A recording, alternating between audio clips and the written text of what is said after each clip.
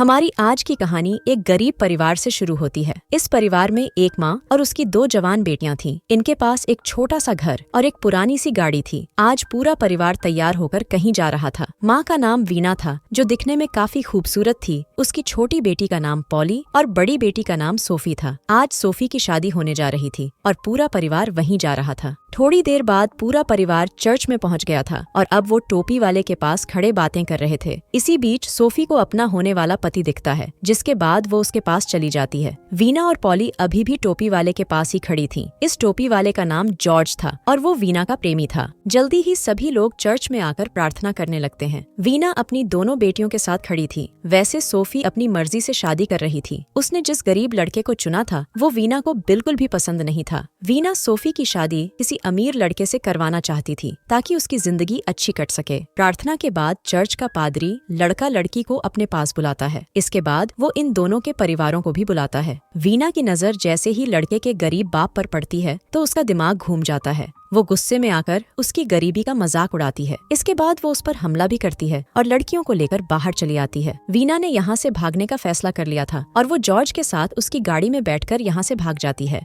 वीना को अपनी बेटियों से बेहद प्यार था। अपने पति की मौत के बाद उसने अकेले ही दोनों को पाला था। वो कभी नहीं चाहती थी कि उसकी बेटियां गरीब रहें, इसलिए उसने सोफी की शादी रोक दी थी। दूसरी तरफ 2 पुलिस वाले जॉर्ज की गाड़ी का इंतजार कर रहे थे। जॉर्ज एक मुजरिम था और पुलिस उसे गिरफ्तार करना चाहती थी। जल्दी ही पुलिस को जॉर्ज की गाड़ी नजर आती है, जिसके बाद वो उसका पीछा करने लगे। जॉर्ज की गाड़ी वीना चला रही थी और जॉर्ज पीछे बैठा था। पुलिस उसके पास आकर वीना से गाड़ी रोकने को कहती है। वीना को लगा कि ये लोग सोफी को पकड़ने आए हैं ताकि उसे चर्च में ले जाकर उसकी शादी करवा सकें। पुलिस के बार बार कहने पर भी वीना गाड़ी नहीं रोकती और उसे रोकने के लिए पुलिस गोली चलाती है। ये गोली जॉर्ज को लग गई थी और वो चलती गाड़ी में ही दम तोड़ देता है। वीना ने जाने अनजाने में पुलिस से पंगा ले लिया था। उसे पता था कि उसने जॉर्ज की गाड़ी ना रोककर बहुत बड़ी गलती कर दी है। उसे ये भी समझ आ गया था कि अब पुलिस उसे भी मुजरिम समझ रही होगी और वो उसे भी पकड़ना चाहेगी। यही चीजें सोचकर वीना ने घर छोड़ने का फैसला कर लिया। उसने सोच लिया कि अब पुलिस से पंगा तो पड़ ही गया है, इसलिए वो जुर्म की दुनिया में जाएगी। अगले कुछ दिनों तक वीना अलग अलग शहरों में जाकर छोटे मोटे जुर्म करती रही। वो कभी नकली शराब बेचने लग जाती तो कभी किसी को लूट कर भाग जाती है। उसके हर जुर्म में उसकी दोनों बेटियां भी उसका पूरा साथ दे रही थीं। कुछ दिनों बाद वीना एक नए शहर में आती है। उसके पास अब कुछ पैसे आ चुके थे, इसलिए अब वो एक होटल में रुकती है। अगले दिन वीना और उसकी बेटियां एक बैंक में पहुंच गईं। वो इस नए शहर में इसी बैंक को ही लूटने आई थीं। वीना एक काउंटर पर खड़ी थी और इसी बीच कुछ लोग बैंक पर हमला बोल देते हैं। ये नए लोग भी बैंक लूटने आए थे और वो आते ही गोलियां चलाने लगे थे। वीना मौका देखकर बैंक के पैसे उठाती है और वहाँ से भागती है। एक डकैत उसका पीछा करते करते उसकी गाड़ी पर चढ़ गया। जल्दी ही पुलिस की गाड़ियां भी वीना के पीछे लग जाती हैं। वीना की गाड़ी पर चढ़ा डकैत गोलियां चलाने लगा था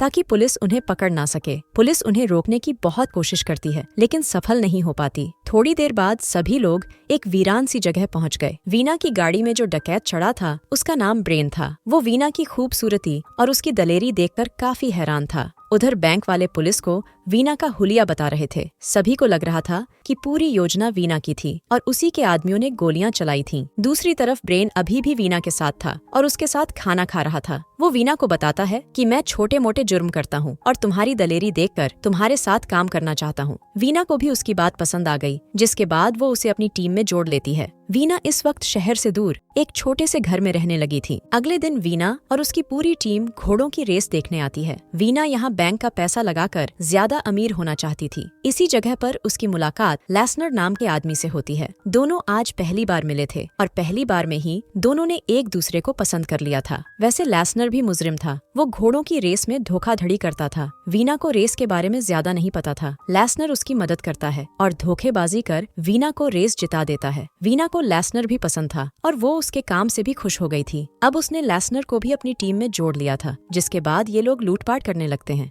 एक रात वीना और लेसनर प्यार कर रहे थे। ब्रेन कमरे के बाहर खड़ा उन दोनों की आवाजें सुन रहा था। उसकी आवाजें सुनकर ब्रेन भी गर्म हो गया था। इसी बीच वीना की छोटी बेटी पॉली उसके पास आती है और ब्रेन को लेकर अपने कमरे में आ जाती है। अपनी माँ की आवाजें सुनकर पॉली को भी कुछ कुछ होने लगा था, इसलिए वो जल्दी जल्दी ब्रेन के साथ शुरू हो जाती है। जल्दी ही पॉली की गर्मी शांत हो गई, जिसके बाद वो अपनी बहन सोफी के पास आती है। अब वो उसे भी अपने साथ लेकर ब्रेन के पास आ गई। आज रात ब्रेन की किस्मत जाग गई थी, क्योंकि उसके साथ दो लड़कियां सोने वाली थीं। अब वीना पूरा दिन लेसनर के साथ रहती और उसकी बेटियां ब्रेन के साथ। ये लोग दिन में चोरी डकैती करते और रात को एक दूसरे से प्यार। कुछ दिनों बाद सोफी अपनी बहन पॉली को बताती है कि मैं ब्रेन के बच्चे की माँ बनने वाली हूँ। उसकी बात सुनकर पॉली हैरान हो गई और वो उसे चुप रहने को कहती है। अगले दिन ये लोग फिर से एक लूटपाट करते हैं और भागते वक्त पुलिस इनके पीछे लग जाती है। पुलिस इन्हें रोकने के लिए गोली चलाती है और उसकी गोली से सोफी जख्मी हो जाती है। सोफी की हालत देखकर पॉली ने अपनी माँ को सब बता दिया कि सोफी माँ बनने वाली है। सोफी के बारे में जानकर वीना हैरान हो गई। वो ब्रेन पर भी बेहद गुस्सा करती है, लेकिन जब ब्रेन कहता है कि मैं सोफी से शादी करना चाहता हूँ तो वीना का सारा गुस्सा शांत हो जाता है। अब वीना ने बड़ा हाथ मारने का फैसला कर लिया था। वो बड़ा हाथ मारकर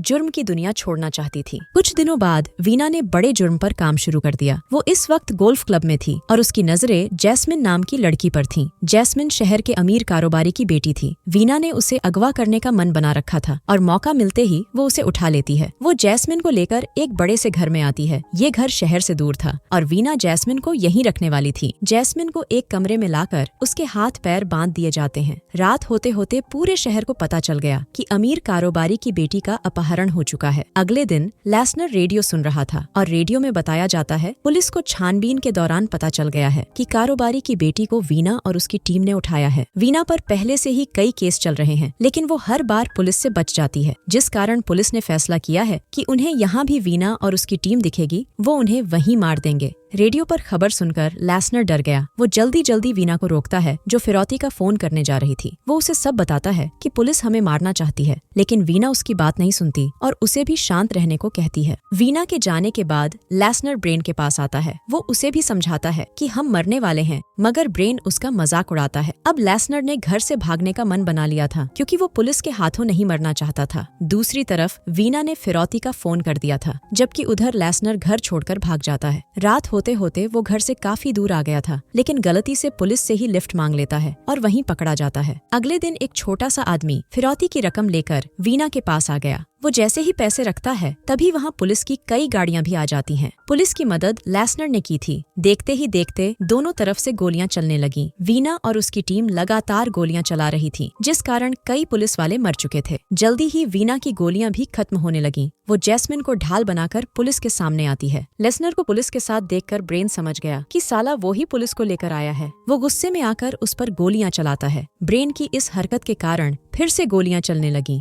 जैस्मिन मौका देखकर भागती है और जल्दी ही पुलिस उसे संभाल लेती है। इसी बीच पॉली और सोफी ने एक गाड़ी उठा ली और वीना गाड़ी में बैठकर भाग जाती है। लेसनर मर चुका था और ब्रेन भी पुलिस के हाथों मारा जाता है। वीना फिर से भाग गई थी और वो पुलिस से काफी दूर निकल आई थी। तीनों माँ बेटियां आज बेहद खुश थीं क्योंकि फिरौती की रकम उनके ही पास थी। कहानी के आखिर में वीना अपनी बेटियों से कहती है, मैं तुम्हें गरीब नहीं देख सकती थी। इतना कहकर वो मर जाती है और उसकी बेटियां रोने लगती हैं। वीना को भी गोलियां लगी थीं और वो काफी जख्मी थी। इसी के साथ इस कहानी का यही अंत हो जाता है। हमारी वीडियो देखने के लिए बहुत बहुत धन्यवाद। अगर आप ऐसी ही वीडियोस के दीवाने हैं तो प्लीज मेरे चैनल को जरूर सब्सक्राइब करें। मिलते हैं अगली वीडियो में, तब तक के लिए नमस्कार।